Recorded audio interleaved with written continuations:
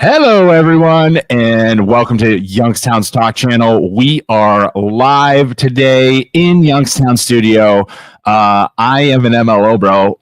We are short an MLO bro. Luke is out today, so it's me and Joe. We never get this. You time, did that Joe. short thing on purpose, didn't you? What? You are short, and then you point to me. Oh my gosh! I would have done it if I should have. I should have, but I didn't this time. But we're live.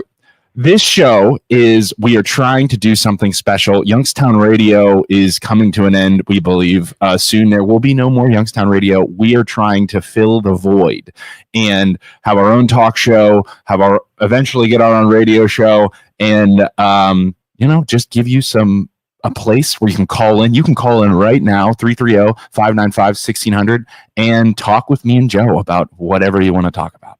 You have anything on your mind for today? So a couple of things. Yes. So we can go local. We can go national. We can go. I loved what you and Kellen were talking about the other day with religion. I was commenting in like crazy. What about you? Anything on your mind today? No, I give you first strike. You I do? can see your gears are going. So unleash it, baby. First things first. We shared a post last week about Aspasia's comments about downtown. She is one of the owners of Penguin City, and she worried about the event that happened over the week. It was last weekend, right? Wasn't it? It was. And that was 2-day music festival, Friday and Saturday, or Saturday and Sunday. And what's the name again? I used to go to it when I was in college. I have no idea. Oh my gosh, I have to look it up now. But they basically had pop-up concerts at probably like 5 or 6 locations. They had busing all around town. Federal Frenzy. That's what it's called. Federal Frenzy. So Federal Frenzy Music Festival. They used to have it when I was in college, 2013, 2014, I think was the first year. And it was packed, man. They shut down Federal and they would just have a big stage. And I didn't go. Did you go? I did not. I wonder what the turnout was like. They are not marketing to us anymore. We are in the old person's group now. Oh, really? So they didn't. Is it sub 30? I'm being 31. I turned 31 April 17th. I'm out. You're out. I'm out. Damn. I hope it went well, but maybe we can check in with some of the proprietors down here and see how it went. By Thursday, I'll find out. Aspasia, in her article, she is. It seemed like a cry for help almost, where it's like, listen, we need to do a better job of getting people down here. She said she was critical of social media and saying that, like, hey, people were talking about the parking situation, talking about the road construction, and that didn't help. People coming downtown and supporting them. She was critical of leaders, saying, hey, I want to see you in my store, or I want to see you in Penguin City hanging out with everybody and being a part of downtown. I wonder, and she even mentioned, like I always say, I remember, she said, I think 2019, 2018, being downtown at 4 p.m., enjoying a drink on a patio. Patios were packed. People were everywhere. It's not like that anymore. It's not like that at all. Mm-mm. And I loved it. I loved it so much. And it's very sad, but I hope Federal Frenzy was packed, but I doubt it. Mm-hmm. I highly doubt it. But call in, everybody. Like we said earlier, 330-595-1600. Call in. Let's talk about local stuff, national stuff, whatever. Joe, what else you got? Anything? No, I want to add to that. Yeah. So, they're absolutely right that they really don't get help from the public and from the government. And they just allow the negativity be the only thing that we talk about. Yeah. There's not a push to like make businesses successful and get people as a destination to come downtown.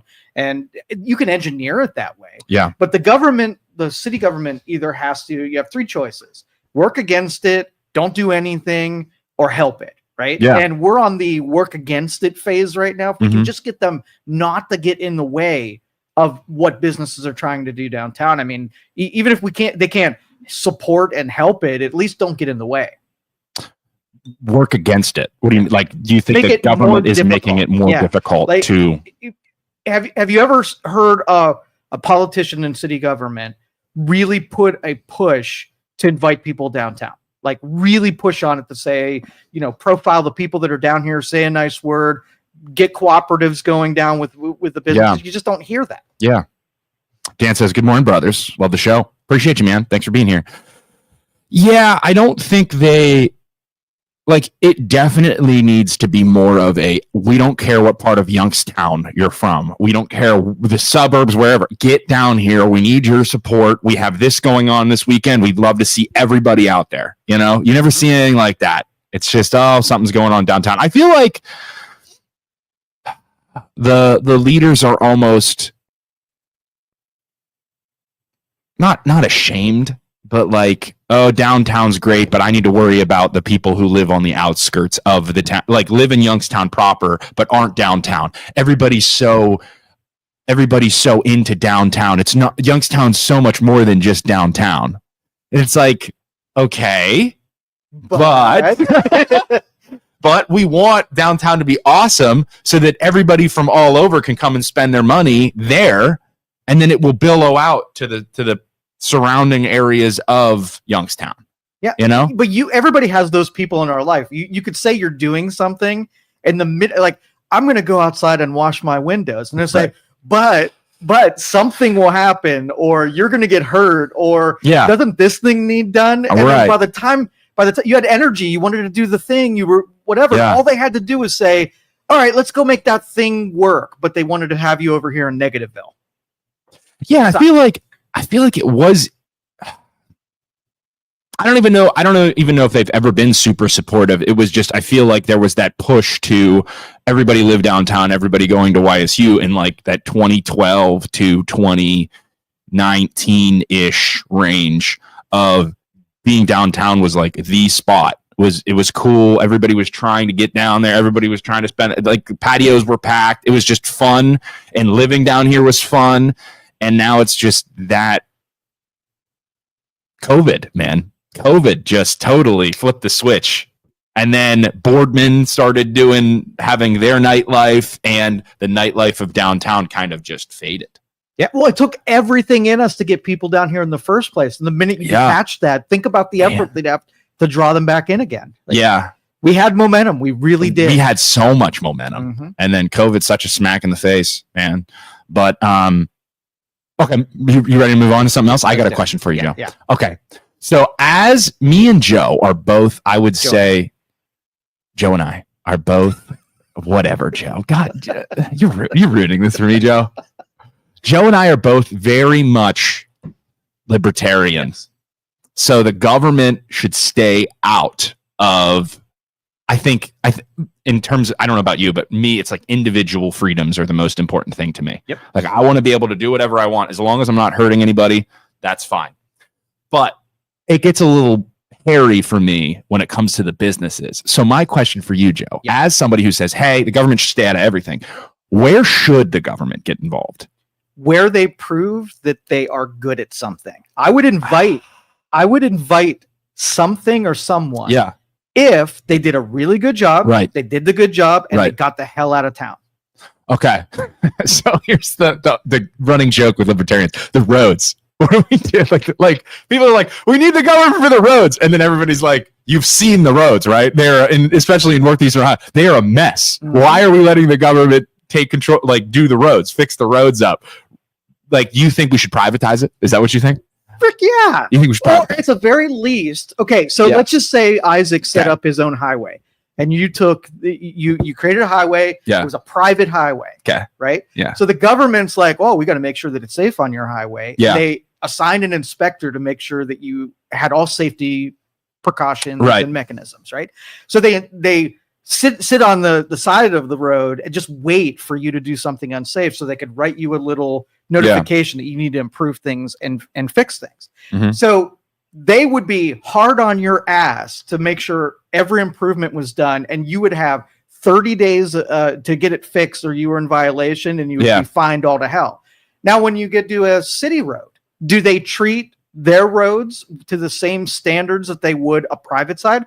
Hell no, they don't put it on a 30-day clock. They don't make sure, what would happen if you fix the road by just mounding some tar in a hole? Yeah. They'd be no, rip that shit up and do it the right way. So government holds itself to a way different standard than they would private. So either do private and hold it to a standard, or hold themselves to what they would hold a private to.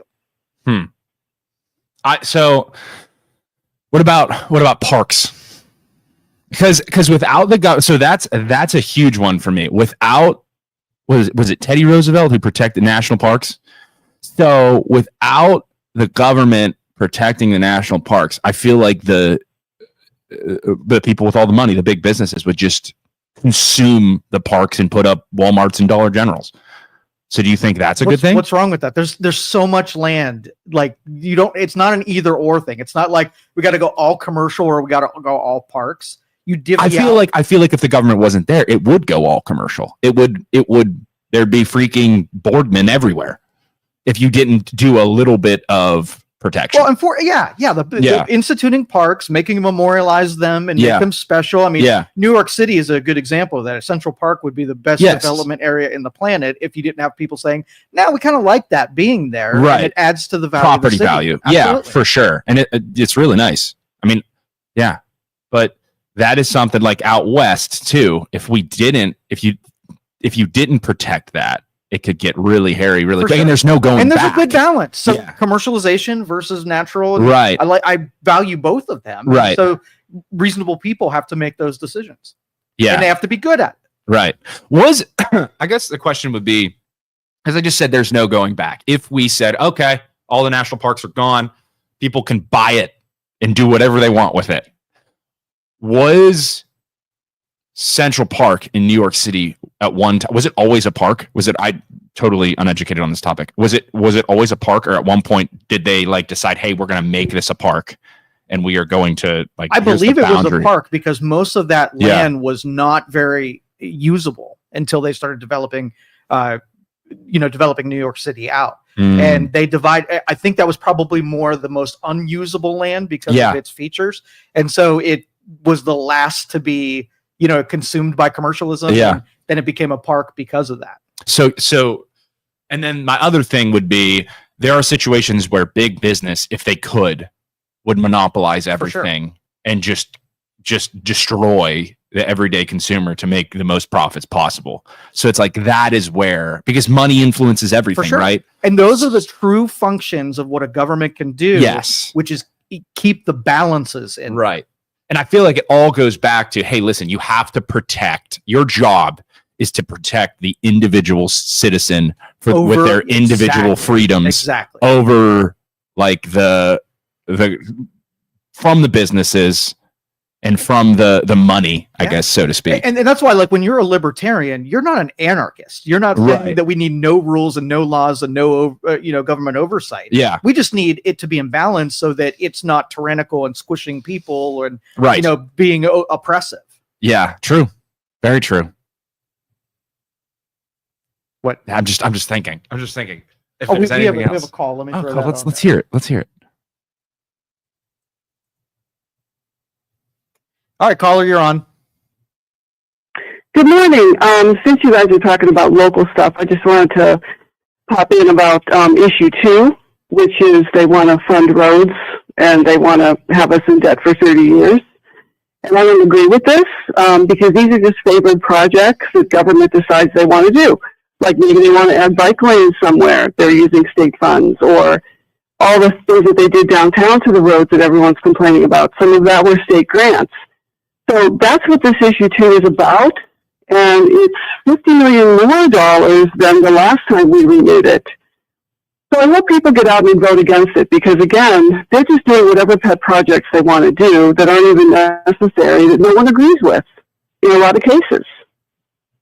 It's a lot of money. What is it? It's a couple $1 billion. I don't know what you think about that, but I think they've wasted our money long enough. Yeah. Well, thank you, caller. We appreciate you. We'll talk about it right now. Thank you so much. Talk soon, 17. Yep. Bye. So, what do you know about issue 2, Joe? Do you know anything? No, I don't know anything. Either. But so that's the thing. I don't want to critique it. I don't know enough about issue 2. I'm sorry, 17. But I guess we were talking about the roads, right? All right. So do you think that the way that they replace roads and do roads, they do well? Absolutely not. Okay. Do you think that there are technologies that might cost a little bit more, but maybe make the roads last a little bit longer? Yeah, of course. My complaint is like, how many times are they going to resurface 680 every 4 freaking years? And there's always, and I think the only places I have destroyed my tires and my wheels is on 680. Yeah. Like you catch a freaking pothole and yeah, it's just destroys it. That, I guess, so that's another, like there's no innovation. When the government is in control of something, there is no innovation. There is no innovation to the roads. They're still the crappy roads they were in the 70s. It's like no innovation at all when there's no competition. We're going to complain no matter what. Right. We're going to complain about the cost or how long it takes or how often we've got to do it. So if you're going to say, okay, we're going to put the best people in that industry on the job. We want this thing to last at least 10 years. We want it to be super repairable so that it's not a minefield after you even make a repair. Right. And put some different materials in there. We know we're going to get snow and snow plows that are going to junk up the road no matter what. Yeah. So if you were doing a house and you lived in an area that maybe had hail all the time. Yeah. And you're like, all right, I got shingles on my roof.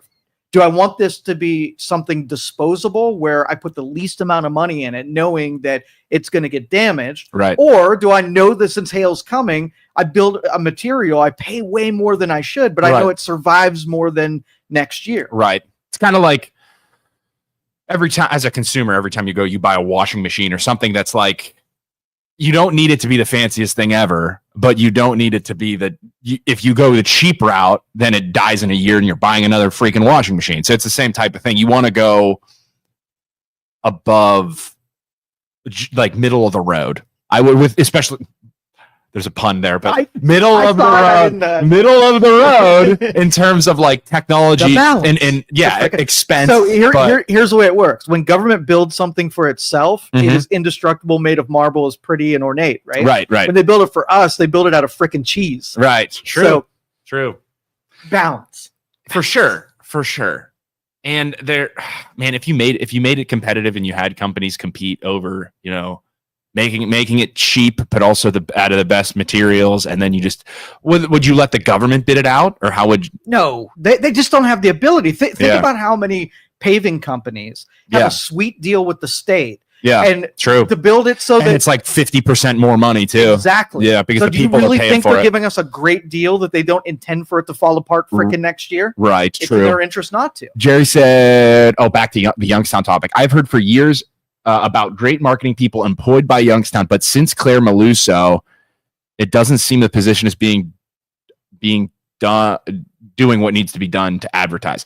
So Jerry, I have heard from marketing people that have worked in Youngstown that have now left and gone to other cities that were great employees. The problem is these marketing people and these creative people are trying to do different things, and in the most classic Youngstown way ever, they get, no, we've never done it that way. We've always done it this way. And that's what we're going to keep doing because, we don't step out of line. You don't, you're just a marketing person. You don't know what you're talking about. It's like, well, I did A, B, C, and D in other towns and they're successful. Why don't we try some of those things? No, we've never done it like that. So we're not doing it. That is destroying Youngstown. That mindset of no, we've never done it that way and we're not going to is just an awful way of thinking, and it doesn't help anything. All right, so I consider what you and I do, we're kind of on the innovation side of marketing. Right. We know that when we do something in marketing, there's an action that we have tied to it, so we know if what we did is successful. Yeah. Your phone rings, you get a sale, that means your marketing was good. 100%. So if you had a marketing person in Senate government and they spent a bunch of money, what's the metric to say whether or not it was successful? What's the action That's true. to be able to tell what it's for? They would probably come in here and say, Isaac, you do things non-traditional. Yeah. And I need to teach you how to do it so that we spend our money like everybody else spends their money. And you'd be like, F that. Yeah. Then nothing that happens will happen anymore. Yeah. I don't fit well into that mold because it's too much control. Well, that's what Youngstown needs, is an innovative marketer, just like anything else. Right. And shoot, what was I going to say? Sorry. No, it's okay. It's okay. Yeah, in that mindset, they have this mindset where like they're just scared. Like they're like, hey, it's not going to work. Disastrous things have happened when when people have done it this way. But my argument is, no, if you want to stand out and you want to attract people, you have to do it differently. You have to do it differently. If that's your mission. Yeah. Because I mean, in mortgage and in real estate, everyone critiques me and Luke. You guys have a podcast and you talk about all this controversial stuff, and you do like, that is not, you talk about politics, you talk about religion. That is not what succeeds in our line of work. Like, presidents of real estate companies have called us when we left our old brokerage.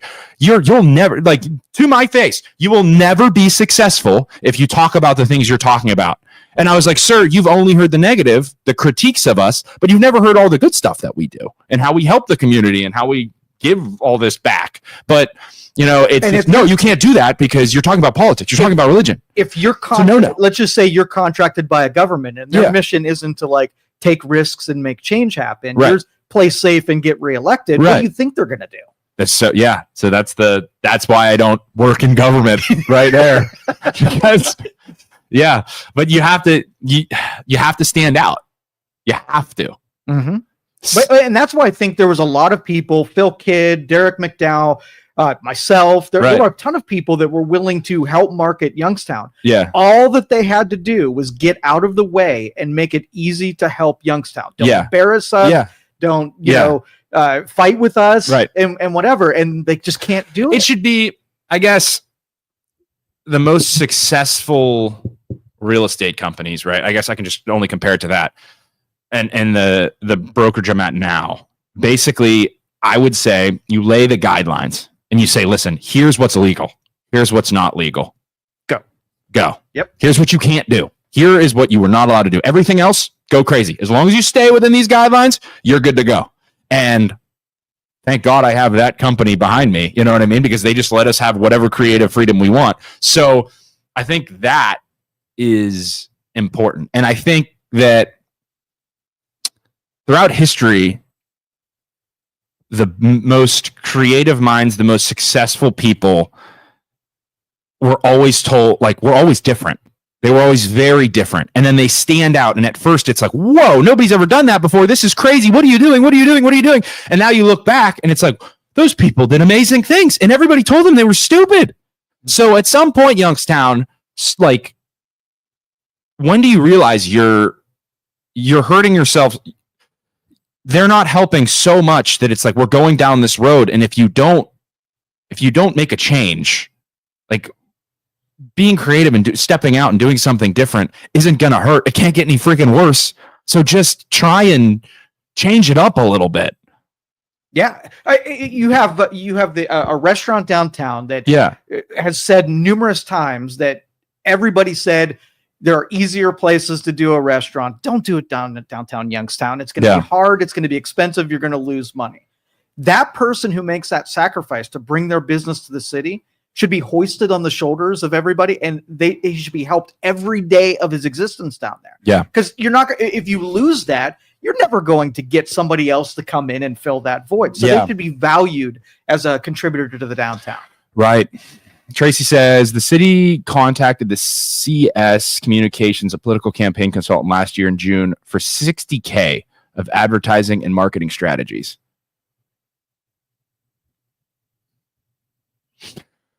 So they spent the $60K on advertising and marketing strategies. It's like, oh my God. Like, at the same time, like, you don't have to spend that amount of money. You really don't. You just have to take a leap of faith. And it's like, me and Luke didn't spend any money. We just, you know what I mean?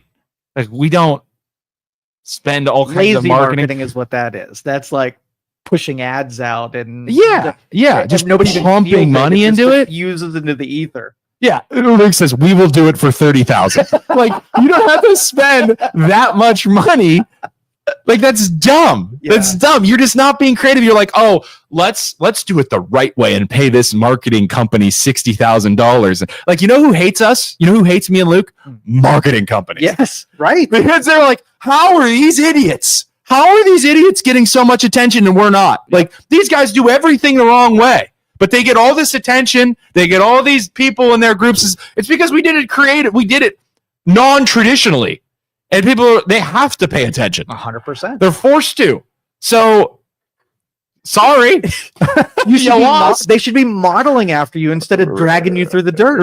Right. But they don't even want to talk to us, man. They're just we're freaking stuff. We're hot, like a heat, like you can't touch the stove. Yes. We're considered the danger. Yes, fire. Can we miss any comments other than those dumb comments?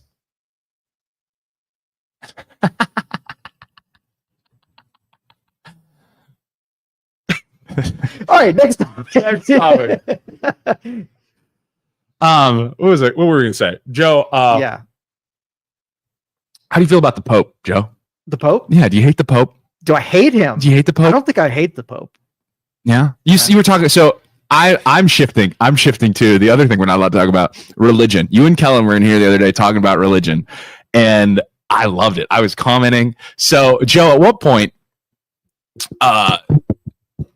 when you go to church on Sunday with your lovely family, what church, if you don't mind me asking, what church do you go to? Bridge of Hope. Bridge of Hope. What is that? What is Bridge of Hope? Like what denomination? I don't even know. It's the ones that yell and scream a whole lot. Oh, really? Yeah. Okay. I forget what it's called. Presbyterian? No, not Presbyterian. No. It's on that in that. Okay. Yeah. So you were talking with Kellen about religion the other day, and you got into basically like the science of it, right? And you were like asking the questions, like what is the like? What were you, refresh my memory of how you feel about refresh the people's memory how you feel about it. I like Pentecostal. I don't like Pentecostal. Dogma. What? Pentecostal? Pentecostal? Is that what your church maybe? is? I don't know. Okay. You don't like what? Go, Joe.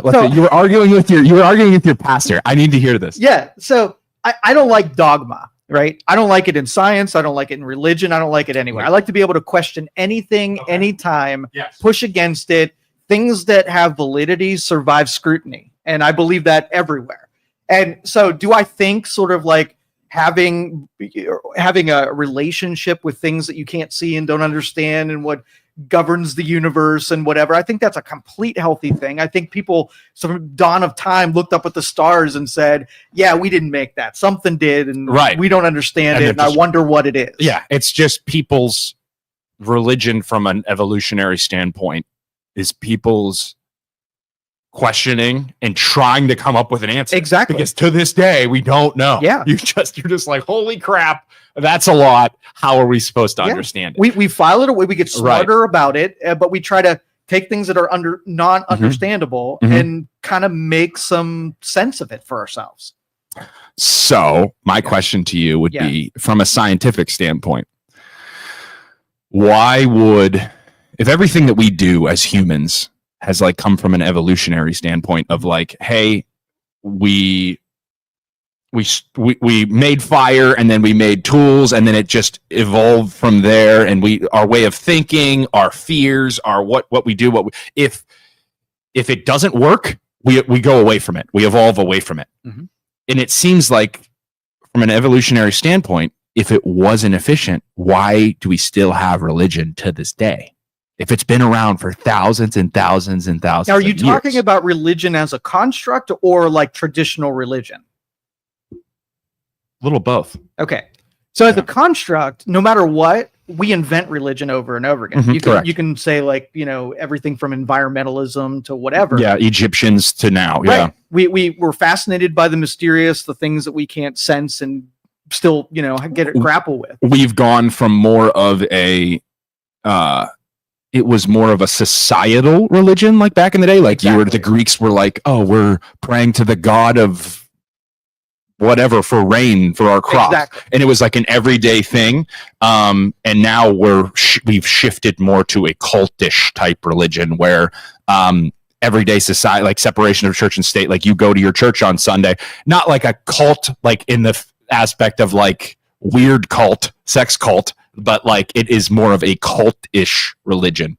Google that if you don't know. I promise I'm not insulting Christianity, but it is more of a cultish type religion. Yeah, but we also compartmentalize where we'll take maybe there was 1,000 religions that birthed out of 1,000 different people's interpretation of their understanding of it. Right. And then we saw some common themes. And so we put it in a box and said, we're going to translate this down to a word, a guy, an idea. Right. And so like should we kill people? Yes, no. Okay, well, that should be in every religion, is not killing other people.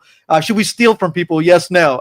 That one. And through that pursuit of morality, we put together a code and we called it stuff. We made stories about it. Well, the fun one is it's in the Bible. Like people are like, oh, one of the 10 commandments, do not kill. Well, I don't think it's do not kill. It's do not murder. Yes. But that was lost in translation, right? So it was do not murder. Like don't murder your neighbor. We know that. But when it's so my question is, what else has been lost in translation? Lots. Yeah. How much of that God's book was lost in translation? Oh, there's a bunch of human beings that put a little parcel in there for themselves. I'm sure of it. Yeah, for sure, because we're only human. Christine says non-denominational. Heard it's a great church. But that's the church you go to. Yeah, cool. But I said The Chosen on Amazon. I told you guys to watch that. The best part about it is they do a very, very good job, which is why I think it relates to everyone more.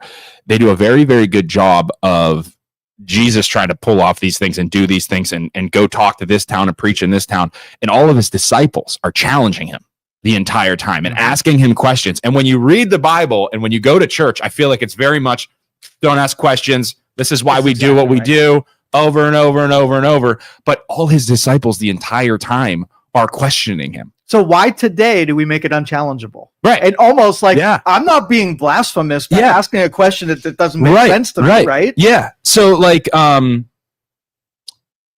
just throughout the story, all of his disciples are different types of people, and they're all butting heads, and they're all, hey, why are we going to that town? Those people hate us.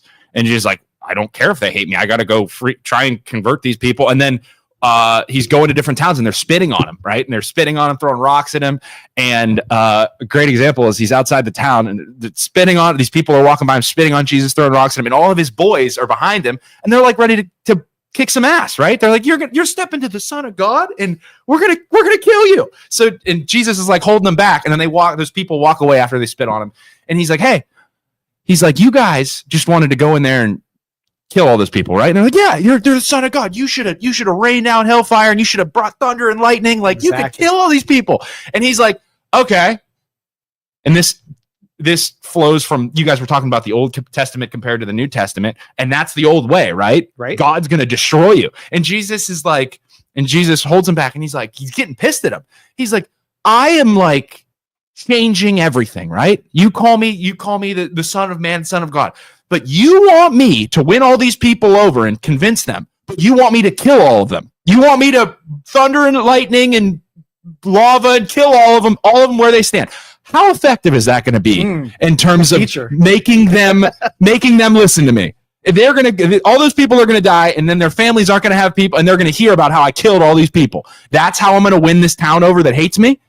So it's like, okay, checkmate. That's a good, and they're like, oh my gosh, we're so sorry. Like, what were we thinking?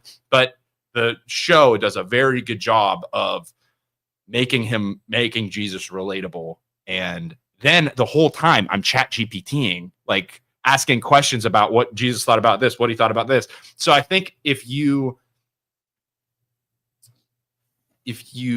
make him more of a man, as sacrilege as that is, and look at it like more of a self-help book, and it's like, hey, I want to be more about this guy, like more like this guy, I don't think you're going to go wrong. From an atheist perspective, Jesus wasn't a bad person. No. And I honestly think, thank you, sir.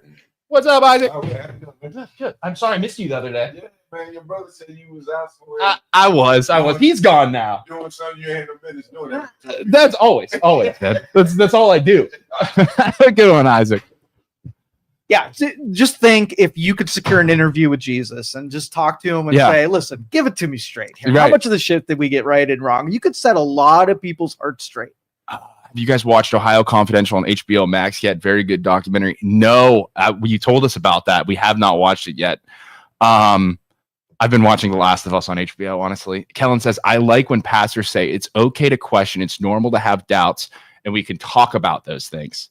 Yeah, like it's so good. The other thing, too, is like you guys are talking about Old Testament, and how scary some of it is, and like the battles that were fought and the murdering and the killing and all this stuff. And he challenged all. That's what the New Testament is, challenging all of that. And all of his disciples are constantly asking questions, and it's like, wow, I've never had this perspective before, and I love it. So definitely recommend giving it. And all of like good TV too. And all of those disciples, spoiler alert, but they were all decimated. They were all killed brutally and for being friends with him. And but it only proved the point more. Right. You know, like the entire time they're in this show, the kids are asking, the people are asking, like, no, if you're some savior, like the Old Testament was like House of David. Somebody else mentioned that, like David was a warrior, and they're saying, no, this savior that's supposed to come is going to be a warrior, and he's gonna get the Jews away from the Romans and save all of us. And Jesus is like, who said the new savior is supposed to be a warrior? And they're like, well, if he's not a warrior, how's he supposed to save us from the Romans? He literally just converted all the Romans. Jesus died on the cross. All his disciples died on the cross, and all the Romans became Christians and Catholics and formed Christian. He converted all of them. And so he wasn't a warrior, but he did win by converting all those people. Yep. So it's something, man. It's definitely something. But I like what religion and the Bible does to me with conflict. It says stuff to me that makes me disagree, and through that pursuit of disagreement, like I come to a lot of wisdom in that stuff. Yeah, and I'm not like, my wife is much more spiritual than I am, and she's my freaking insurance policy in terms of being a good person, because she'll vouch for you. Don't get to the pearly kid. You're like, listen, I promise he's a good dude. I promise he's a good dude. Just please listen to me. You gotta treat her well forever now. Insurance policy. So, but I'm not the dude that goes to church every Sunday, but going with her and trying, you know, it's something, and then like just trying to relate to, I think breaking him down as a person more so than the Son of God is super good. And then from there, if you want to believe, it comes down to faith, right? At the end of the day, it's called faith for a reason. You have to just believe. Like there's going to be questions, and you're just like, okay, do I believe or do I not believe? And that's the most important question. I guess the pastors would say, if you want to get in, you got to say, I believe wholeheartedly. But then like, who's to say, like you get to the pearly gates and you're like, well, shit, I didn't believe. And you know, I tried to be a good person, and is Jesus going to be sorry, dude? Didn't say the words. You're done. You didn't say the words. The floor dropped out. You're done. Yeah. And it's like, okay, this person was a really good person. They did A, B, C, and D, and all these great things compared to the person who just sat in the booth and said, yeah, I believe, but I'm kind of a terrible person. They're going to look at that sheet and say, he didn't say it, dude. I'm sorry. You scored 99. You didn't believe. People don't volunteer to suffer, die for a lie, right? Well, that and just the power of like I said before, believe or don't believe, but dying for something, and while you're dying, and somebody's killing you for you did nothing wrong, and somebody's killing you, and you're just bleeding out, torturing you, all these awful, awful things, and as the leader who's doing all these awful things to me, I'm standing in front of you, or I'm up on a cross in front of you, and I'm saying, listen, Joe, you did what you had to do. I love you, and I forgive you. And then you got to go the rest of your damn life thinking, I just killed the dude because the people told me to, and he told me he loves me and he forgives me. Life changing right there. Like that would haunt me forever. That would haunt me. That would haunt you forever. Totally religion, like not totally disconnected. If somebody did that to you, that is powerful, man. Let's pretend that's just a story. Right. And you're telling somebody right now to take all of your instinct and your wrath and your hatred to a person that is killing you, right? And you're being forgiven. Right. It puts your brain in checkmate to say, oh, maybe I should live a little different like that, because I know what I would do if I were in that cross. I'd be like, you mother... Yeah. And it's just a lesson. It turns into a lesson of forgiveness, right? You have to forgive. It is, like I mentioned in the comment section when you guys were talking about it, it's just thousands and thousands of years of therapy. Yeah. You have to forgive yourself and move on. You have to forgive yourself. You have to forgive others, or else you're just going to be a ball of anxiety and a mess. So the world is a better place without the chaos of no religion, obviously, or else it wouldn't be a thing. The atheists and the agnostics feel like human beings will come to a moral conclusion. Like they inherited a civilization, many civilizations that already has morality interwoven in it. Okay. But let's just remove all of that. Does a regular person with all of the instincts of a human being come to moral, conclusions when it doesn't benefit them? Like when they're on the cross, do they come to the moral conclusion when they're really pushed on it? Or do we need a religion that at least forces a ton of people to do the right thing, even when they have to martyr themselves to have it done? Right. I don't think we're ready for that yet, honestly. I don't, because as the societies, the farther they stray away, I think it goes downhill real quick. Heck yeah. And then we will invent religion. We'll come up with Christianity. In order to, in history throughout time has rebounded. Yeah. And then it's created, and then it's like, okay, you go and everybody's super, super religious. And then people start to say, whoa, and then just roller coaster over and over and over throughout history. In the left, right? So I feel like the left or right, I guess it really doesn't matter, but there are folks that get far away from it, right? And then they're like, hey, they have their beliefs in politics, and it's like politics is almost becoming a religion, a cultic religion, where it's 100%. Like you're either in the group or else you're a piece of garbage. Yep. So and they don't have a code to live by, though, so they don't have anybody. And then that's what it's like. Napoleon said, you have to let religion and the church exist, because without religion and the church, the poor will consume the rich. And how many people do you hear nowadays saying, especially from the far left, saying, all we got to do is murder 7 billionaires, the 7 wealthiest people. All we got to do is murder all of them, and then we just give the money to the poor people, and the world's great. So that is exactly what Napoleon said and was worried about. And it's like, you can't do that. Like, it's not okay. What, giving a license to go murder people that you disagree with? Yeah. How could that go wrong? Right. But like, yeah, I don't know. It's interesting. Why Judas killed himself? Yeah, exactly. That, and then what's the other beautiful, like, the stories are good. You got to admit the stories are good. Yeah. Like from I've heard guys, I forget his name, in podcasts talking about the Last Supper, like from a purely non-religious perspective. As an atheist, he's like, as an atheist, I read the Bible. He's totally an atheist. And he's like, how cool is it that a guy's going into a town, he knows he's going to die. He gets all of his friends and he says, listen, guys, the party must go on without me. But like, he says the body of Christ, the blood of Christ, whatever. But like, just from an atheist perspective, anytime you sit down and you eat, Joe, anytime you sit down and you drink wine and you guys have events, I'm there with you.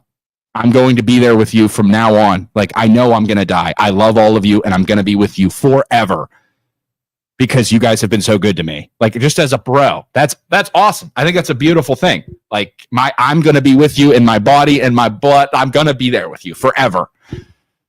Like, I think that's really cool. That's a beautiful thing, man. Man, you know you're going to die. He knows. And he's telling all of his things. And he's telling all of his buddies, like, listen, man, I'm going to die. I know I'm going to die. And I'm always going to be there with you because you guys are my boys. That's a beautiful thing. Good messaging. Yeah. It's a cool story. So do you think we're going to have a pope this week, or do you think it's going to be drawn out and take a long time? I think they've done it. It's been pretty quick throughout history with picking a pope, right? No, it takes forever. Don't they sit in there for like days and days and days and days and days? Yeah, they sort of, it's almost like the NFL draft, right? They give them a whole lot of time, and if they can't come to agreement, then it's a shorter time, and they keep shaking it up until they can get more agreement. Right. I'd love to hear like what's being talked about when you're trying to elect a freaking pope. Right. Like in that room. Yeah. Right. You could be in that room then until the smoke comes out of the steeple thing and they're like arguing. Yeah. Yeah. In the beginning, they're probably very traditional and using big words and citing passages. And by the end, they're like, Francis, you better vote this way. Yeah, right. Training the I wonder if because they're all trying to be the most like Jesus, right? Yeah. So they're all very, I'm sure, very passive and like, hey, let's not fight. Let's be forgiving of one another. But then to see it just evolve into men arguing about something. Floating like your dirty laundry. Like, I saw Peter. He was over there. Right. Do you think we get the Black Pope or the Asian Pope? That would be interesting. You think so? That would be interesting. I think it would. Yeah, it would be different. I think it'd be awesome. So are these choices are they from all over the world? Yeah, all kind of country. If you're, I just don't know anything about how the Pope of Catholic hierarchy that are in the selection process. Yeah, and then they're nominated and then they're voted on, just like anything else. Yeah, love it. It'll be cool. It'll be cool to see. I think it would be cool if they started sourcing outside of the Catholic Church and maybe just a regular dude becomes the Pope. Like you get a letter in the mail that said, "You've been selected. Would you like to become Pope?" That would be awful. It's like a lottery system. I'm the Pope now, baby. Here's your spiritual credit score, and you scored very high on being a good dude, and we're going to make you Pope. That's a bad idea. I don't think so. I don't think so either. Yeah, I loved how they were talking about the old Pope when he died and all the nice things he's done and how like those. I feel like those are genuinely good dudes, but I don't know. I've never been super Catholic. Is your family like Catholic? Like lot of my family's Catholic.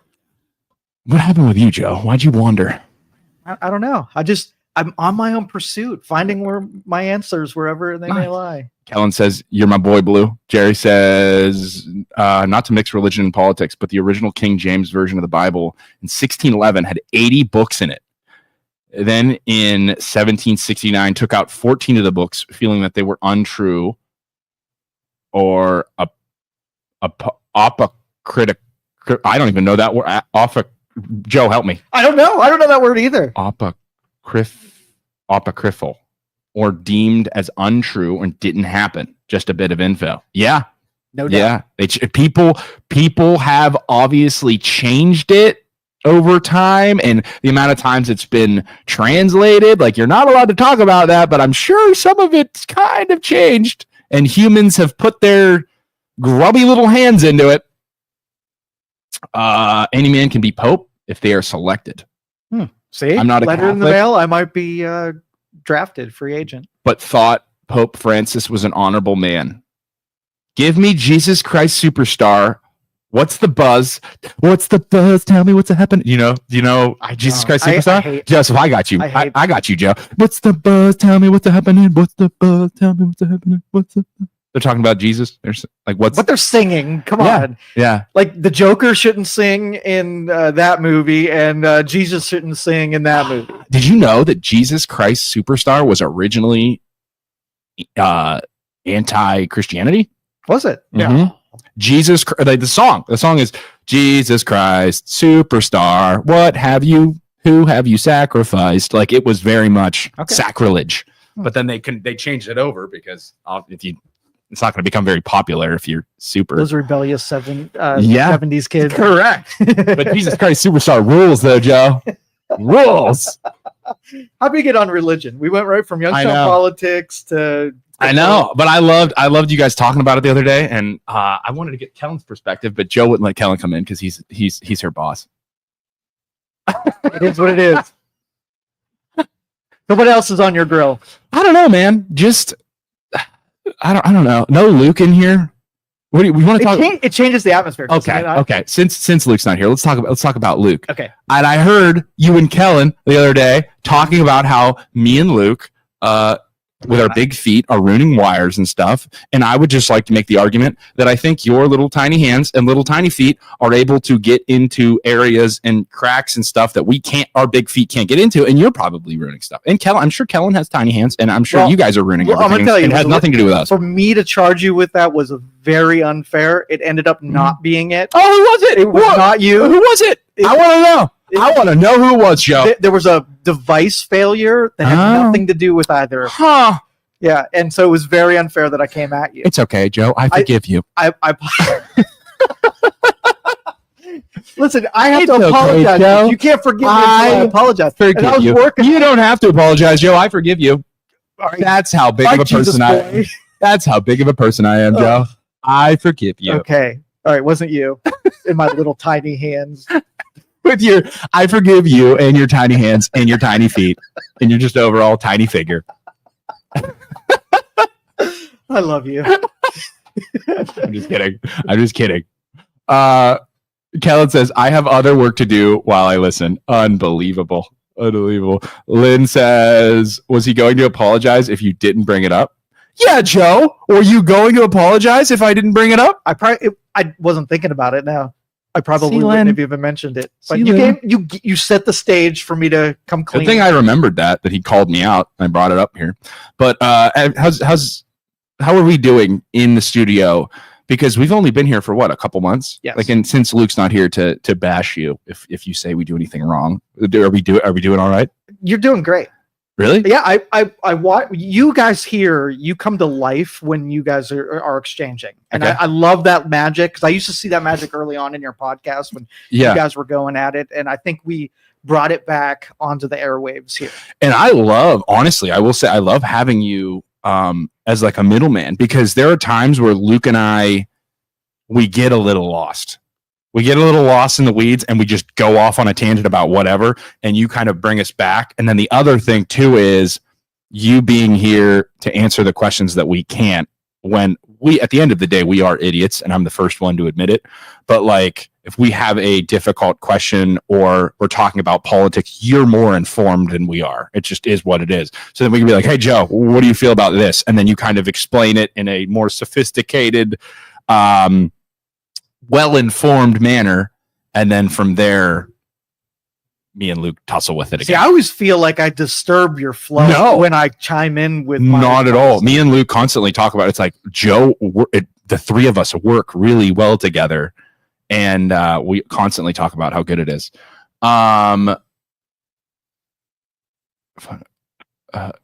Okay. So when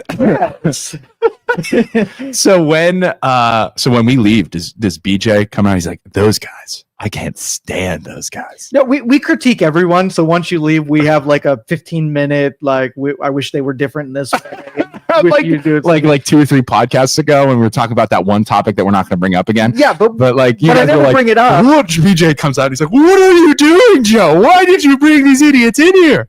But it's all, the answer is they're never going to do anything different. So we don't even mention it because I don't want to add any negativity to what you're doing. Right. Interesting. It is a lot of fun. I like not doing the technical side of it, because that was always, it was never good enough for me.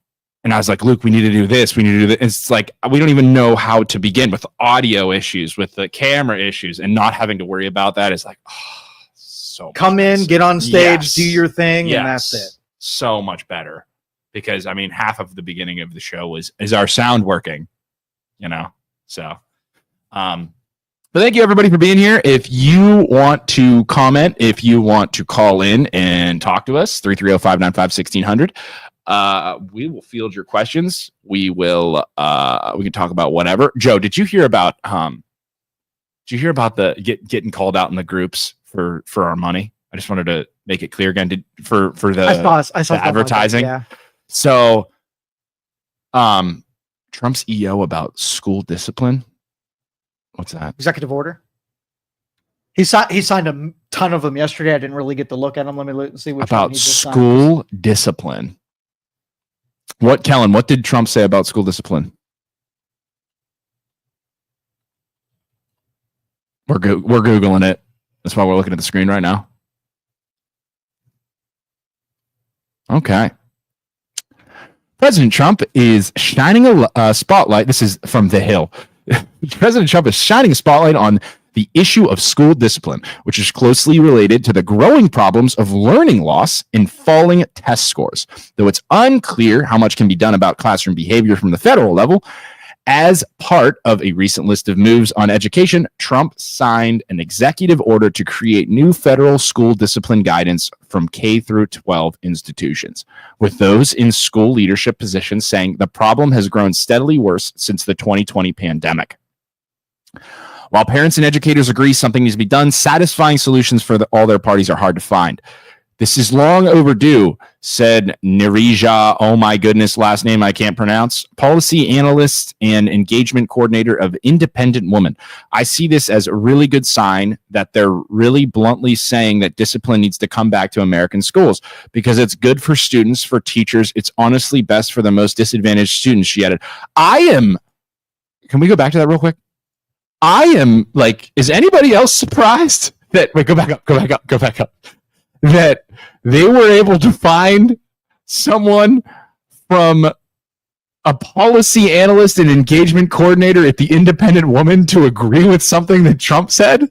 Oh my goodness. Is anybody else surprised about that? Because I am.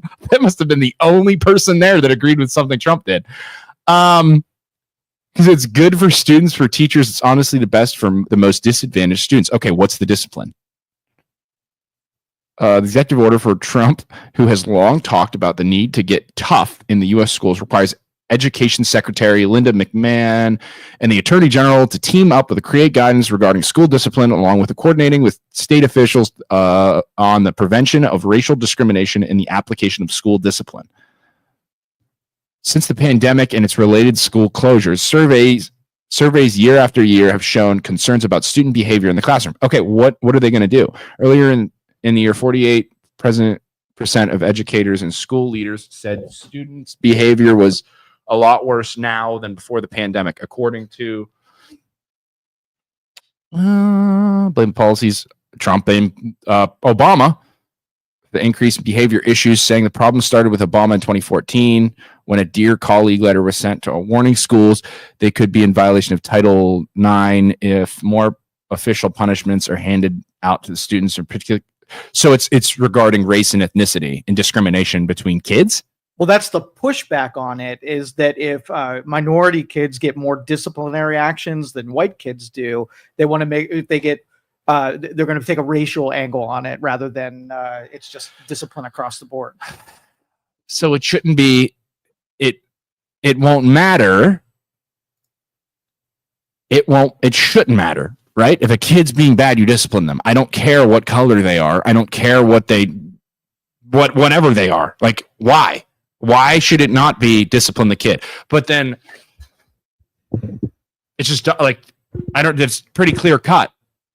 All right. So schools used to be, think military school. Yeah. Like you didn't talk, you didn't misbehave. You got wrapped on the knuckles. Did you get paddled, Joe? I never got paddled, but there was a couple threatening days. Yeah. It could have happened. But so today, like there aren't really any kind of disciplinary anything, right? Kids aren't afraid of authority. Right. They misbehave, and it's a free for all. Right. So education can't happen that way. So I mean, I think that maybe we go back to the more, corporal punishment type of system where you fall in line, you got to do what you're told, or you're gone and you're out of here. So, to an extent, some of the kids in certain school districts, and it doesn't have anything to do with race, it has more to do with economics, right? And where they're at in a poor neighborhood. I feel like those kids should be in school, and being in school is better than them being at home in some scenarios. So how do you combat that? Because it's like that kid comes to school and has a little bit of a schedule, has a little bit of like, this is good and this is bad, and has that discipline. If you completely kick them out, what do they have? They go to the streets and do awful things. Like, just like the innovations in our road conversation, then you say that there are different strata of people and their willingness to be educated or the capacity to be educated. And those people that don't have the capacities, you don't put them in with people who would be otherwise learning and do have the capacities. You put them in a different special space. Maybe they work more. Maybe they learn a trade more. Right. Maybe they're in with other derelicts and they, smash rocks with hammers. I don't know. Right. But there's got to be some innovations. It's a real world thing. So find a place for it. And it's sad because at some point it's like, it's almost not their fault. Like if they're a little kid and you want to kick them out and they have a terrible home life, that's not their fault that they've never had discipline and now they come to school and they don't, like, they're getting discipline and they don't know what to do with it. And then but they should not be intermingled with people that need to get an education. We're spending money for it. The job of the school is to become educated, not managing people who have yet to be managed by their family or their neighborhoods or whatever. Yeah, because I don't know about you, it was the punishment for me was having to deal with my father. So, like, did you walk the line because you knew that there was discipline at home? Yeah, because I mean, I'm an ass. So I'm a smart ass. Right. So it's like I would go to school, I'd get into trouble, and then it became negotiation of just don't call my dad. Like, I will go to detention. I will sit in detention. Exactly. You self-discipline. I will, and it's not like my dad wasn't bad. Like it's just you're going to be grounded. Because I had discipline at home. And I knew that if I could just negotiate my way with the teachers in the school itself, rather than having to go home and be punished, that's what I did. So it's like, home life is super, super, super important. I would have kicked myself out of school if given the chance, because I got nothing out of it. It was the biggest waste of time for the teachers that had to tolerate me. I didn't learn the way that the traditional education. So if you suggested that a super expensive method of education, stick me in there, make the state pay $13,000 a year for me. Why do you think the school failed you, Joe? Because they didn't identify that I don't learn the same way that other people do. I learn by doing things. So you put a circuit board in front of me and I'll learn all about it. You give me a book with words that describe a circuit board and I get shit right. Do you feel like you have a high IQ? I would say pretty high. So I think Neil deGrasse Tyson, he said that, like, at some point, if you're really smart, at what point do you have a higher IQ than the teacher? And then you're like analyzing the situation in a different way. Exactly. And asking the questions that the teacher doesn't have the answer to. And they just get frustrated and like, screw this kid. That's where my behaviors were. It's that it didn't make sense. And when I questioned it, I was being stupid. So take me out of that equation. So at some point, once you get to a certain high IQ level, it's like those kids do bad. Take me out of that traditional and put me somewhere where I can be useful. Julie says, today's parents will never allow corporal punishment. Well, corporal punishment was what? Spanking and stuff? Yeah, I don't think so. I don't think so either. Controlling. Never. I think you identify what the skill set of the person is and put something in front of them that they can be productive. And I don't care what that is. It could be work. It could be education. Yeah. Something. And as like school leaders, every kid should be different. Like their punishment can be a creative way to change their behavior. Like with me, if I was able to negotiate with that teacher and that teacher was like, listen, you do A, B, C, and D, and we won't give you a Saturday detention and you won't have to go home with that slip. And I'll have to tell your dad.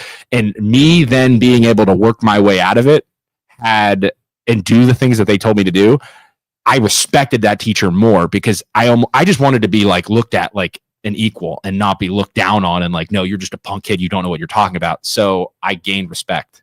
And honestly, if you were in my class, I would make every assignment would be you negotiating the assignment and I would develop that skill set in you. Right. Janelle's, is this the projector? It is. Yeah. There's should be some cables on the front of it so she can use it. HDMI and power. I think we're good. Cool. So perfect example of this. My freshman year, we went to Chicago for a band trip, and we stayed at a hotel. And like me and the guys, we got into like we were wrestling in the rooms, like boys, like high school boys, just being idiots. And we were jumping from bed to bed, and like jumping. One person would be on one bed, one person would be on the other, and we jump into each other and hit each other, and then fall backwards. So we're doing that over and over, like a bunch of idiots on the mattresses, and then what? Coach, I was waving at a passerby. Sorry. So bumping into each other, and then we jumped into each other. The kid hit me, and I fell back against the wall, and my butt went into the picture frame, destroyed the picture frame, and it fell. And I was like, "Oh my god, I'm getting in so much trouble. My dad's gonna kill me." So I take the picture frame. I go to the teacher. I'm like, listen, I broke this picture frame in the room. And he's like, well, you're going to have to pay for it. And I was like, okay, I'll pay for it. And he's like, with what money? He's like, I'm going to have to call your dad. I'm like, don't call my dad. I was like, I was like, how much does it cost? He's like, $50. And I was like, okay. And I pull out my money, like for food that my dad gave me. And I'm like, here's the $50. And he's like, what? And I was like, yeah. He's like, what are you going to eat with? And they're like, I don't know. I'll figure it out. Like, just don't call my dad. And he's like, you're just gonna. I was like, yeah, I'll negotiate for a pizza. And he's like, for a slice of pizza from one of my buddies. He's like, you can't do that. I'm like, don't call my dad. Just let me. Perfect. Just let me figure it out. The dude bought me food for the rest of the trip because he's like, I respect that. Mm-hmm. I respect you trying to figure it out yourself. Heck and yeah. it's like that. There are certain teachers that'll be like, no, you're an idiot. I'm calling your dad. And it's just like, that's not the right move. Cause then I despise you. And it's like, no, we had this thing going. Let's figure it out. Don't just abandon me and go, It's perfect. Yeah. I love it. So But that's what, and I know teachers don't have the time to identify the skill sets of every kid. right. And then tailor education, but they Right. should. If they didn't have all these derelicts in that they had Yeah. to manage their behaviors, they Yeah. could do more stuff. Yeah. like And then the teachers that would let you go, they'd let you go and I'd be more and more of an idiot. And then they draw the line and be like, dude, you can't do. I'm like, okay, I'm sorry. I'll wrangle it in. I'll be good. I'll behave. Thank you for just letting me get this far. So Krista says all kids need routine and structure. They lost that during shutdowns. I agree with Isaac that they should give the kid an opportunity to correct the behavior before issuing the detention. Yeah, because I feel like me as a kid, it was, I didn't know how to talk to adults. I didn't know how to talk to teachers. I felt like they didn't understand me. And I was very like, you guys don't know what it's like. And then you get older, you grow up and you're like, oh, you were the dumbass. Yeah. You guys were kids once too. And you were trying to figure it out just like I was. Like you were all kids once. And then once you're able to recognize that, and then you're able to recognize that in others, then you can relate to people even more of all ages, because you just got to get them to think, oh, what, or you say, oh, when they were a kid, they were like this, or they were like this. And then, I don't know, I found myself becoming more relatable. Yeah, and the others. second part, as far as giving the opportunity to change the behaviors, that relationship is two ways. Like if you've got a kid that doesn't have a lot of grace for you and is not making it easy. Yeah. Like you don't have to be kind to someone who offers 0 grains of kind back at you. If you've got an Isaac who's just a dumbass, but he's a nice kid and teachable, yes, then I agree with that. But I think we are way too soft and we give too many chances, and those behavior issue kids just walk all over your generosity. But and the problem too is the teachers that are just doing the absolute bare minimum aren't good either. For sure. Like if you're doing the absolute bare minimum, it's like, no, this is how we do it in my class, A, B, C, and D, or else you're out. It's like, that is not, I don't like that. Yeah, and that is true evidence that there has been no innovations in our education system. So when the Department of Education gets torn down by the Trump administration, do you think that's an opportunity to rebuild it in an innovation system? Or do you think it just suffers and collapses because we just don't have a handle on kids? Which would you do?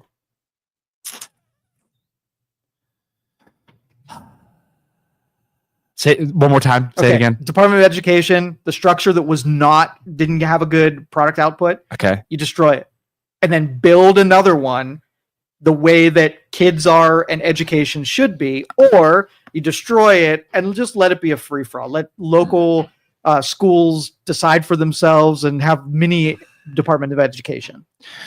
If you did that, there would be such a separation between different schools. It's almost like the state level versus the national level. Like let them do their own thing and then learn from one another. Exactly. Different schools and adapt. If that happened. But what's going to happen is the ones that, if that happened, the ones that are very successful, all the other ones are going to be like, oh, they're wrong because of this, and they don't really know what it's like to be over here in this school district, and they're lucky to have. Like, I feel like if you did that, the communities that have the best home life will be the most successful, and the schools that have in the areas that have the worst home life for the kids will be the least successful. And I don't want that to happen either. I just want everybody to realize no matter what happens, the government is going to do a good job. Yeah, like right, exactly. That's my mindset. No matter what happens, it doesn't matter if you agree or disagree with Trump. I have zero faith in the government to do anything correctly ever. I'm with you. Like, it's not going to be that great. All right, so this is a little. This might create a little controversy, but I think because school is free and you have to go, that the people that are there don't value it because it's not hard to get into. It's like, if you were to take and make school something that you had to earn and you had to qualify for, and it was hard to get into, the people that ended up there would be at a higher standard. And the people who don't value it at all, those are the people you find something else. So I don't think every kid should be forced into school against their will. No, of course not. Like you said, the kids that are like yourself at learning by, like, kids like that are better in some type of like trade program. You know what I mean? Like technical school. It's exactly. Like, hey, put this in front of them. They figure it out. I was in school to hang out with my friends. I was in sports to hang out with my friends. That's what, to talk, to shoot the shit. That's why I was doing everything I was doing. I didn't care about grades. I got good grades because my parents forced me to get good grades. And I did the absolute bare minimum to get those good grades. And like, my thing was do the absolute least to get the absolute best grades. If I actually focused, who knows what would have happened, but then,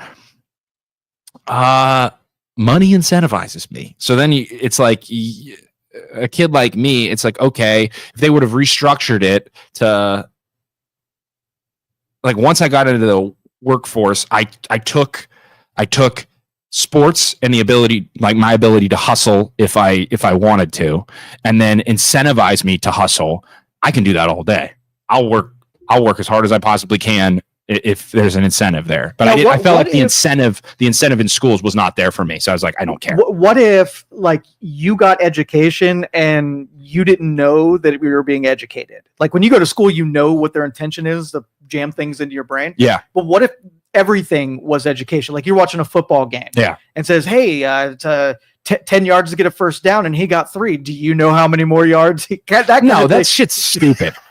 Those questions where they're like, you have 2 Hershey bars. Isaac, you chubby little bastard. You have 2 Hershey bars.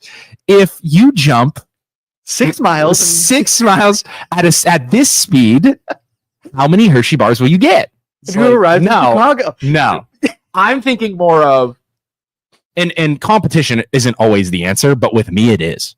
So if you would have said, Isaac, if you get all A's, you get to go here, or you get to do this, or you get this many points that you can use to do whatever. And they like incentivize me in some way so that I can. You mean bribery? Is that something like that? Incentivize me, and so that I could use those points to cash in on awesome markers and rub them in my friend's face. I would do it. Crush in school. Or, like, I don't know, incentivize me in a way. Like, it can't be dumb. Like, markers wouldn't work. I don't know. It has to be like, hey, at that age, markers would have totally worked. Right. But in high school, I don't know what you do, but incentivize me, and I would have tried way harder. Okay. Because, like, as a kid, everybody's, well, you were incentivized. You're going to go to college, and you're going to, no, I need you to dangle $20 in front of my face, and I'll do it. There has been school districts that have financially rewarded good students, and hell yeah, dude, I get paid to go to school. I'd be studying, but it's like, yeah, I don't know. But then it's like, okay, if there's a cap, I would go right up to the cap and be like, I'm not studying anymore. I'm not working any harder. Like, they would give us, if you got on a roll. So if you got A's and B's, once a semester, you got to go to the skate zone in Austintown. So I was getting on a roll, but that was it. Like, I A's and B's. That's what I was. But it's like, I could have been all A's if I really tried. Why would I? Oh, Luke's on the phone. See, Sorry, Luke. We were paying attention. We were deep in it. This is the worst call-in show. I've literally been on hold for 30 minutes. Good. I actually saw it. I just didn't pick up because it was you. Go ahead, caller. Yeah, you guys suck. Yes, we know. I mean, I don't even know what I called about. I was on hold. Yeah, what'd you call about, caller? Listen, man. Let's get to the point. Listen, get to the point, please, caller. We're gonna have to hang up on you. Okay. So, anyways, you guys were talking about like kids and raising kids and stuff like that. So, Yes. obviously, I have 3 boys. Okay. I have a wife that's a teacher. I think it is a twofold problem at this point with children. Okay.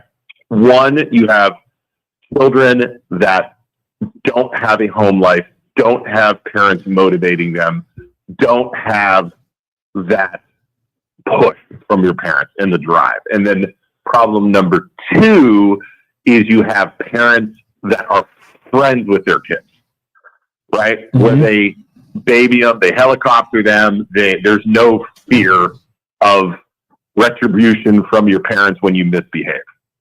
And it's a twofold problem.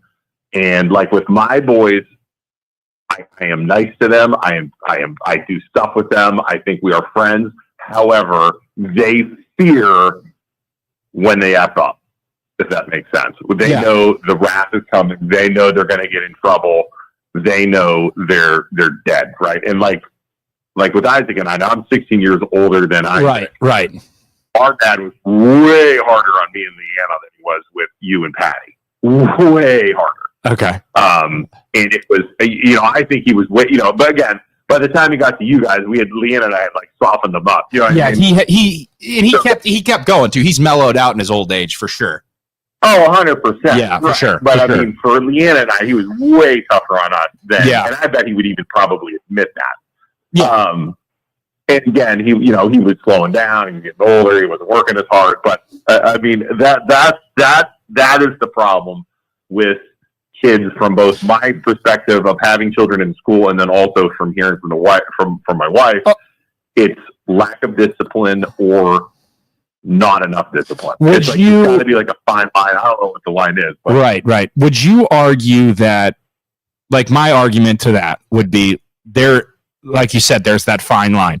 With Dad, it was almost too much in the disciplinary direction because there are times where something would come up and I don't even want to talk to him because I know he's going to just absolutely scream at me. So 100%. With my kids in the future, if I ever have them, I want it to be, listen, you can talk to me about anything and I'm going to try and point you in the right direction. And I want my kids to trust me.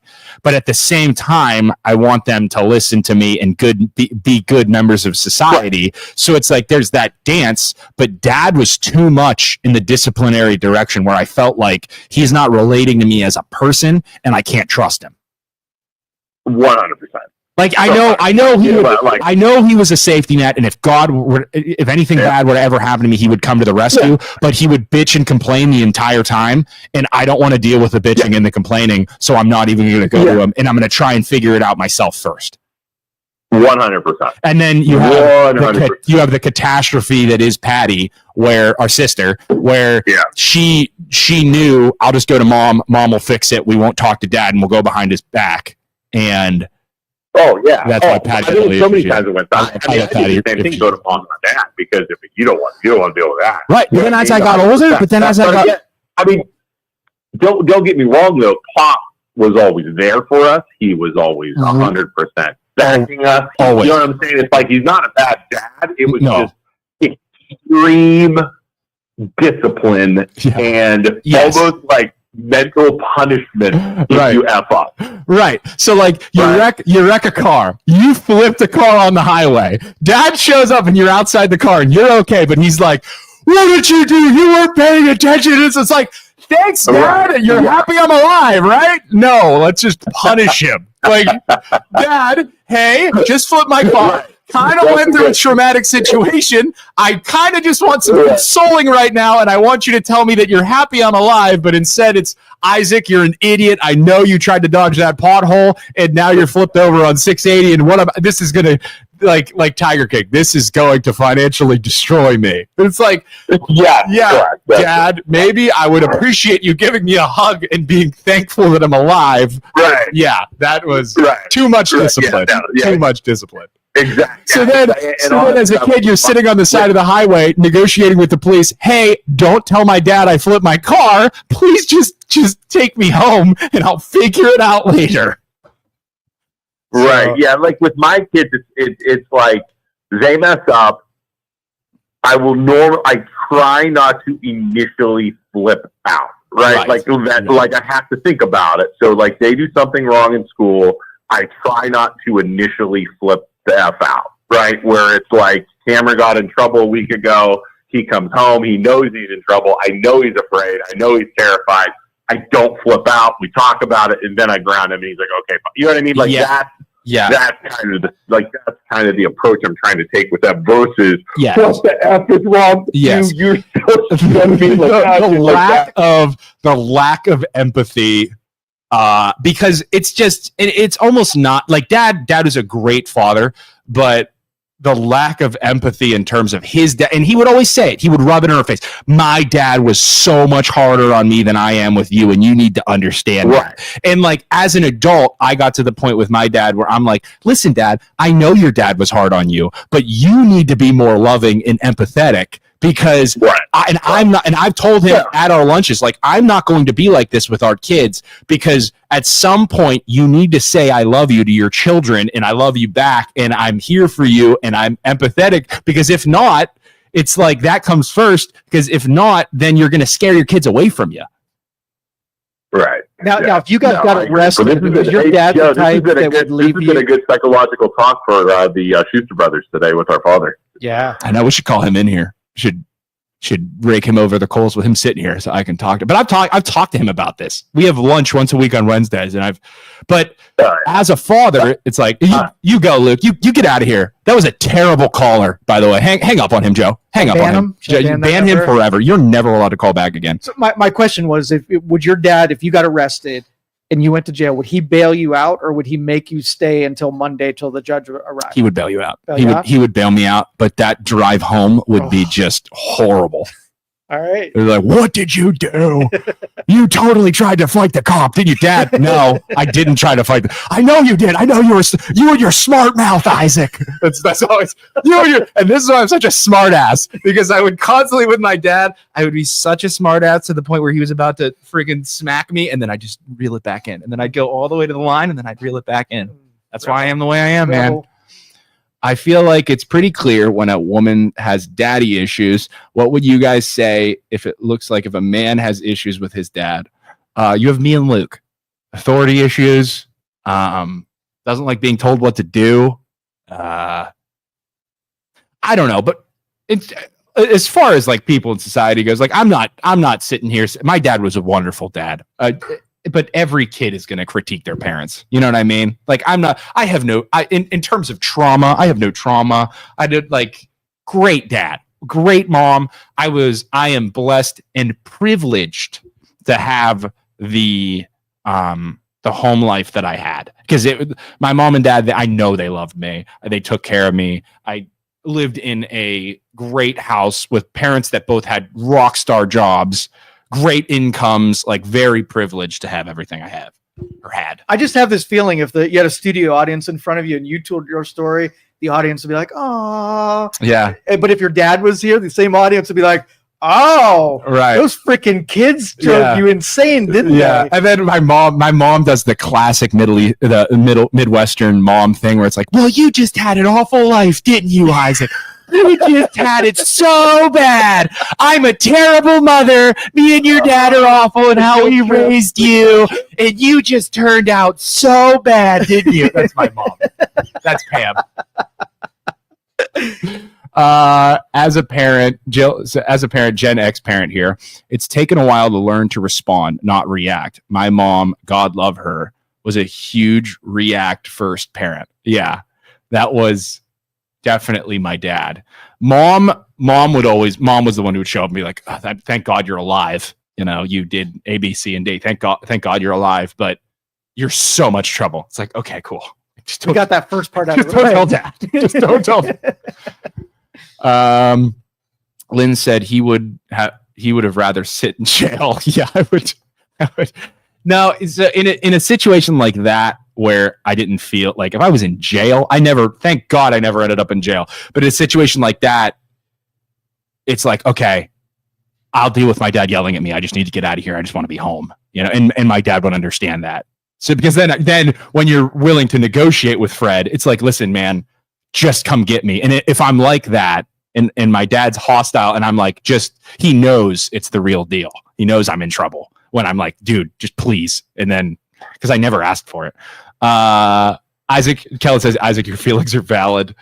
Krista says, my parents, East Siders, tell us they should have never moved to Poland and kept us kids on the East Side to teach us a lesson. How do you feel about that, Joe? Man, that's rough. You take somebody who can't handle an East Side upbringing, yeah, and it'll ruin you. Like, right. You're done. Right. I mean, some people rise to the occasion and get tougher in spite of it, but yeah, Krista, what my parents did, I went to South Range, went to a good school. What my parents did for us as kids that I strongly agree with is they took us all around the world with them. Like I said, they both had very good jobs, so I was blessed enough to have this as an upbringing, but they would go on like medical mission trips to Mexico, to bad parts of Mexico.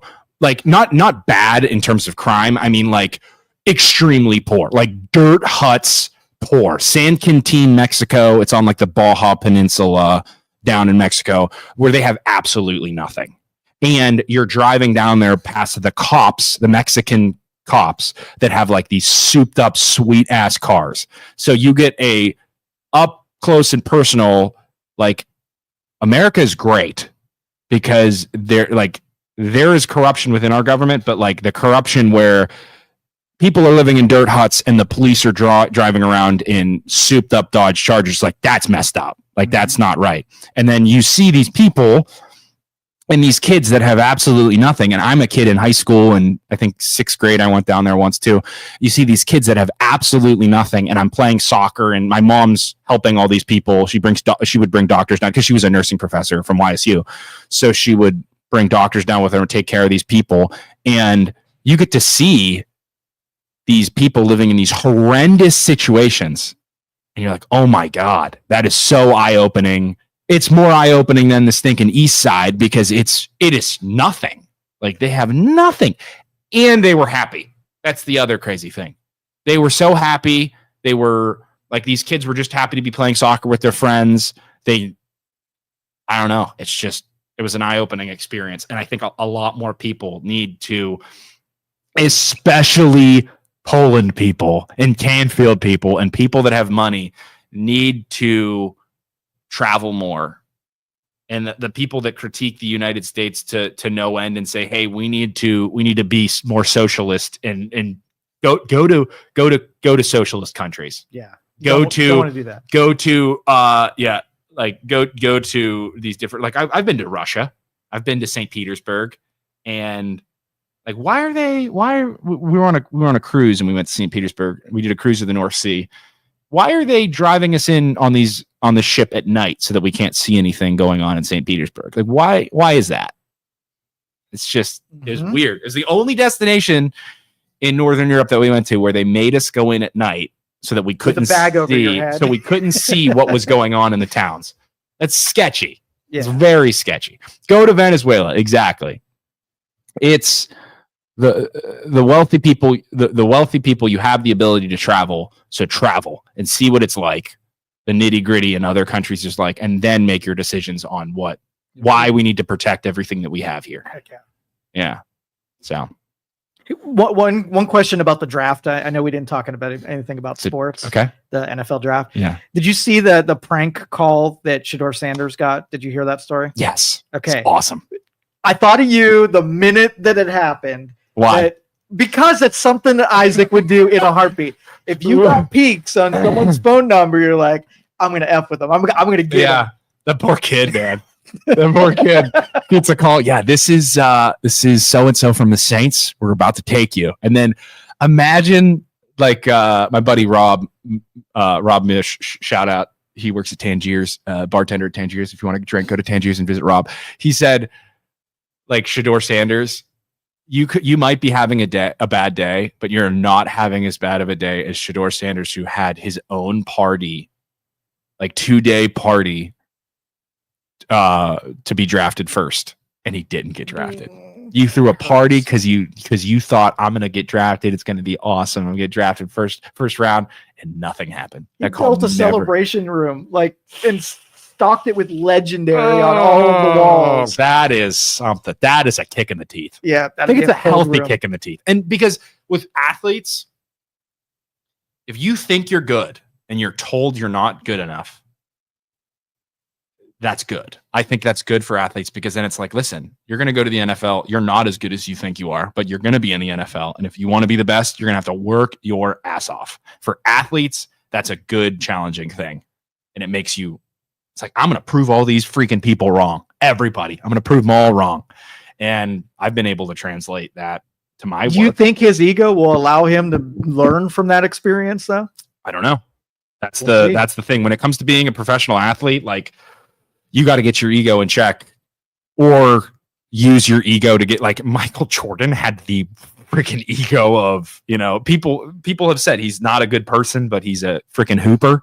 Like, he was able to use his ego and to force himself to work his ass off to be the absolute best, because he talked the talk and walked the walk. I'm the freaking best. I'm going to wake up at 4 a.m. and do my workouts when everybody's still sleeping, because I'm better than you. It's like, well, you're waking up at 4 a.m. Obviously, you're better than me. So he was able to walk the walk. And cash those checks. Yeah, absolutely. Yeah. And his mom was able to negotiate for him. His parents were able to negotiate with him. They negotiated that contract with Nike for Air Jordan, and that deserves some respect, because that was something that nobody was ever able to do. And his mom and dad negotiated with Nike, and he made Nike what it is today. Michael Jordan. I agree. Yeah, it's crazy. Brian McCaddy says Sanders was served a giant piece of humble pie. Lynn says now he will be Cleveland Brown bad. Yeah, that's tough, man. That is, the Browns, talk about bad management. The Browns management is god awful. And the ownership is god awful. And hopefully with Shedeur, he has his dad who lived it as a professional athlete. So maybe he will be able to get with his dad, and his dad will set him up in a training regimen that will make him undeniably good. Yeah. And if you look through, and I know that dude's got an ego just as big as his son's, but I studied a lot of his biography, and his wisdom and quotes, he has it in him. If he wanted to be a good influence over this kid, if it's effective, Shedeur's going to be a good player. Right. If not, he's going to be a dumpster fire. Right. And did you watch any of the videos over the weekend? I found them so interesting. They were basically past draft days, where fan bases or fans were saying, that's a dumb pick. That's the stupidest pick I've ever seen in my life. And it was basically teaching the lesson that we as fans have no idea what's going to happen. And like, it was fans yelling at or freaking out on camera at their organization, and they just made an amazing pick.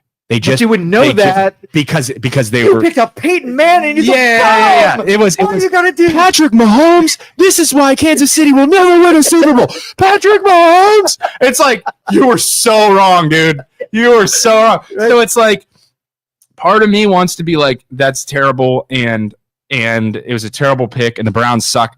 I think it's more of I think we have more of a management issue than we do players. Obviously, any management can make any team good, and like, freaking Tom Brady came off the bench and he turned into what he is. So it's like, he wasn't a first round draft pick, I don't think. Like, it's not about, we don't know anything as fans. We truly know you guys can the 330 Sports Show, Justin can analyze everything and think they're doing this. They need to do this better. They need to do it. And he's probably right. But at the end of the day, we truly do know nothing. We don't have the analysts, the money that these businesses, that these teams have. And we know nothing. We truly know nothing. So, Brian says, Karma slapped the family in the face. Dion outright saying my son won't play in Cleveland, and then to have his son actually get drafted by the Browns was amazing. That was awesome. Maybe they were just trolling Dion. Like maybe they did that on purpose, picked him up in that round just to troll him. Browns don't need another Johnny Manziel. Did you, Krista and Joe, did you guys watch the documentary about Johnny Manziel? Yeah. That was interesting. Mm-hmm. Dude did not want, he was just like, I just want to party. I don't want to play. Mm-hmm. I just want to party. And it's like, if he would have changed his mindset, he would have probably been amazing because he was so amazing. He was such a good athlete. But dude was able to ball out in college and do the absolute bare minimum and just party. That is a God-given athlete. Yep. And it's like, oh my, and everybody's just like, oh my God, if I had that talent, squandered with my work ethic, I would be amazing. And he's like, I didn't want it. I didn't want to do that. Spoiled rich kid. That's all it was. Gnarly. But Joe, you ready to wrap this thing up? Let's do it. Okay. Well, thank you everybody so much for watching. We appreciate you bearing with us here. I felt a little lost today without my big brother. I'm not going to lie to you guys. I hate giving him that credit, but he does good. Me and him bounce ideas off of each other. And Joe, it's not that you're not perfect, and I love you very much, but I'm excited to see what happens on Friday now that Luke comes in here and tells us we did an awful job. And He'll berate us. Oh, 100%. You did well, though. You carried really well. I appreciate it, Joe. I really do. I can do better. I'm too critical of myself. But thank you, everybody, for watching. We appreciate you. Thanks for calling in. 17, thanks for being in the comments. We will see you on Friday, right?